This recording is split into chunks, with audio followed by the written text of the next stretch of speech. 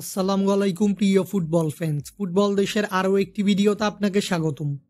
ইতিমধ্যেই শেষ হয়েছে চলতি বছরের আন্তর্জাতিক ফিফা উইন্ডো, আর এর মধ্য দিয়েই শেষ হয়েছে 2024 সালের সকল আন্তর্জাতিক ম্যাচগুলো, যার ফলে গত বৃহস্পতিবার চলতি বছরের শেষ হালনাগাদকৃত র্যাঙ্কিং প্রকাশ করেছে ফুটবলের সর্বোচ্চ নিয়ন্ত্রক সংস্থা ফিফা, যেখানে পূর্বের র্যাঙ্কিংয়ের তুলনায় শীর্ষ 10-এ এবার পরিবর্তন হয়েছে। আজকের এই ভিডিওতে আলোচনা করব ফিফার নতুন র্যাঙ্কিংয়ে শীর্ষ 10-এ কারা রয়েছে তা নিয়ে। মূল ভিডিওটি শুরু করার আগে আমাদের চ্যানেলে প্রথমবার এসে থাকলে চ্যানেলটি সাবস্ক্রাইব করে আমাদের সাথেই থাকবেন। 10ম স্থানে রয়েছে জার্মানি, তাদের পয়েন্ট 1703, পূর্বের র্যাঙ্কিং থেকে এক ধাপ এগিয়েছে তারা। 9ম স্থানে রয়েছে ইতালি, তাদের পয়েন্ট 1731।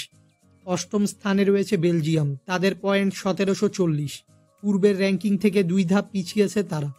7ম স্থানে রয়েছে নেদারল্যান্ডস, তাদের পয়েন্ট 1747, পূর্বের র্যাঙ্কিং থেকে এক ধাপ এগিয়েছে তারা। 6ষ্ঠ স্থানে রয়েছে পর্তুগাল, তাদের পয়েন্ট 1756, পূর্বের র্যাঙ্কিং থেকে এক ধাপ এগিয়েছে রোনালদোর দল। 5ম স্থানে রয়েছে 5 বারের সাবেক বিশ্ব চ্যাম্পিয়ন ব্রাজিল, তাদের পয়েন্ট 1775। 4র্থ স্থানে রয়েছে 1966 সালের বিশ্ব চ্যাম্পিয়ন ইংল্যান্ড, তাদের পয়েন্টস 1813। 3য় স্থানে রয়েছে বর্তমান ইউরো চ্যাম্পিয়ন স্পেন, তাদের পয়েন্টস 1853। 2য় স্থানে রয়েছে দুবারের বিশ্ব চ্যাম্পিয়ন ফ্রান্স, তাদের পয়েন্টস 1859।